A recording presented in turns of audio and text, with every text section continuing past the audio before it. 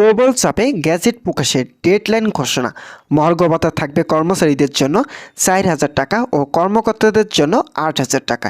এছাড়াও প্রধান উপদেষ্টার পক্ষ থেকে দুইটি সুখবর এসেছে। তো বন্ধুরা, এই বিষয়টি নিয়ে আজকের এই ভিডিওটিতে বিস্তারিতভাবে আলোচনা করতেছি, তাই ভিডিওটি সম্পূর্ণ মনোযোগ সহকারে দেখার জন্য অনুরোধ রইল।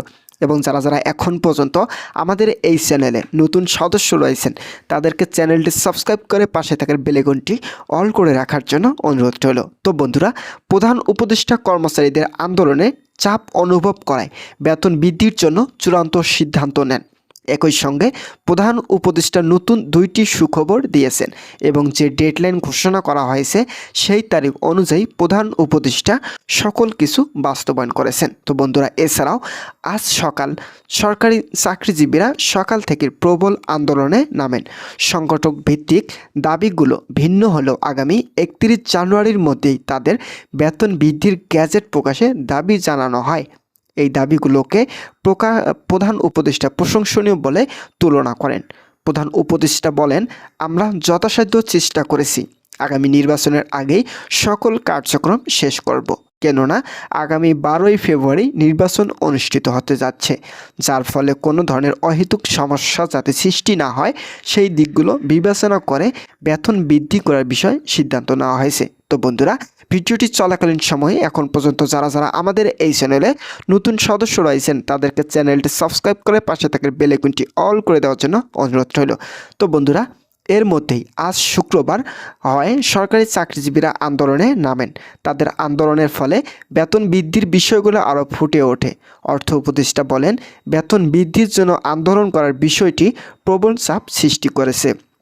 সামনে নির্বাচন হওয়ায় পরিস্থিতি স্বাভাবিকভাবে আশঙ্কাজনক তৈরি হয়, তাই আগামী 31 তারিখ প্রধান উপদেষ্টা নিজেই গ্যাজেট প্রকাশের ডেডলাইন তুলে ধরেন।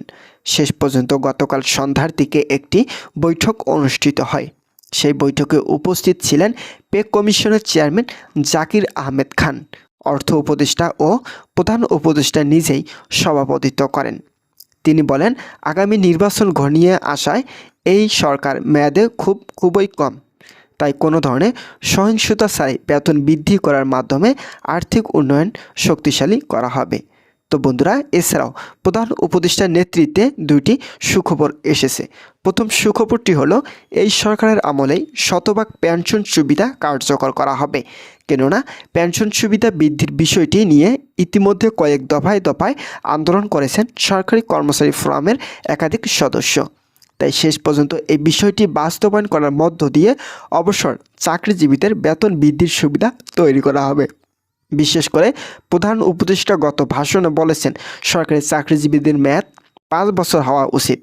তার এই কথার অন্যতম কারণ হলো, সরকারি চাকরিজীবীদের যদি বেতন অধিক হারে বৃদ্ধি করা হয় তাহলে আগামী 20 বছরে বেতন 5 বছরের মধ্যেই পূরণ করা সম্ভব হবে। একই সঙ্গে অবসরকালীন ভাতা প্রতি মাসে যথেষ্ট পরিমাণ দেওয়ার বিষয়ে গভীরভাবে একত্র প্রকাশ করেন। তো বন্ধুরা, যারা যারা সরকারি চাকরিজীবী এবং পেনশনার রয়েছেন তাদের জন্য শুভকামনা রইল। তারা পরবর্তী নিয়মিত আপডেট পেতে এখনই আমাদের এই চ্যানেলটি সাবস্ক্রাইব করে পাশে থাকা বেল আইকনটি অল করে রাখুন। তো বন্ধুরা, দ্বিতীয় নম্বর যে সুখবরটি রয়েছে সেটি হলো, জ্বালানি উপদেষ্টা যে বক্তব্য দিয়েছেন সেই বক্তব্য সম্পর্কে প্রধান উপদেষ্টা বলেন, তিনি পে কমিশনের সঙ্গে সম্পর্কিত নয়। পে স্কেল দায়িত্ব দেওয়া হয়েছে অর্থ উপদেষ্টাকে। অর্থ উপদেষ্টা ডক্টর সালাউদ্দিন আহমেদ ও অর্থ মন্ত্রণালয় কর্তৃপক্ষ থেকে যতক্ষণ পর্যন্ত বেতন বৃদ্ধির কোনো বক্তব্য প্রকাশ হবে না, ঠিক ততক্ষণ পর্যন্ত এই বিষয়গুলোকে মনোযোগ না দেওয়ার বিষয় আহ্বান করা হয়েছে।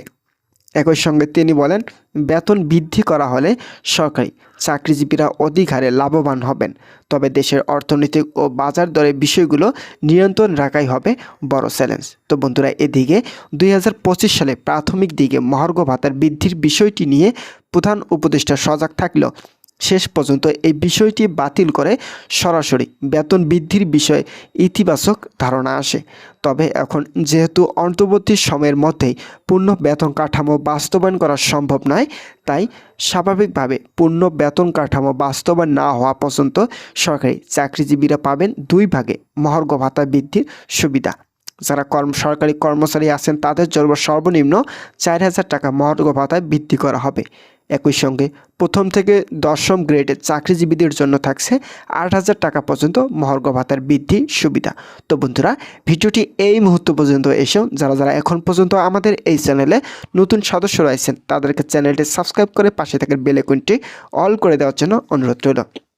তো বন্ধুরা, এর মধ্যে বাংলাদেশে আন্তঃবিশ্ববিদ্যালয় কর্মচারী ফেডারেশনের আহ্বানে জানিয়েছেন এই কর্মসূচিতে বিশ্ববিদ্যালয় সহ কর্মচারী সমিতি, শাহজালাল বিজ্ঞান ও প্রযুক্তি বিশ্ববিদ্যালয় কর্মচারী ইউনিয়ন ও কারিগরি কর্মচারী সমিতির নেতাকর্মীরা অংশ নেন।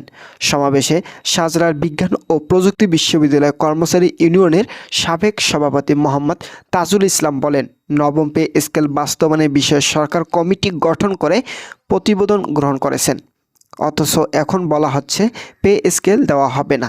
এটি অত্যন্ত হতাশাজনক। তাহলে কমিটি গঠনের প্রয়োজনই বা কী ছিল? শুরু থেকে যদি পে স্কেল কার্যকর না করার সিদ্ধান্ত থাকতো তাহলে কর্মচারীদের এত আন্দোলন ও ভোগান্তির প্রয়োজন পড়তো না।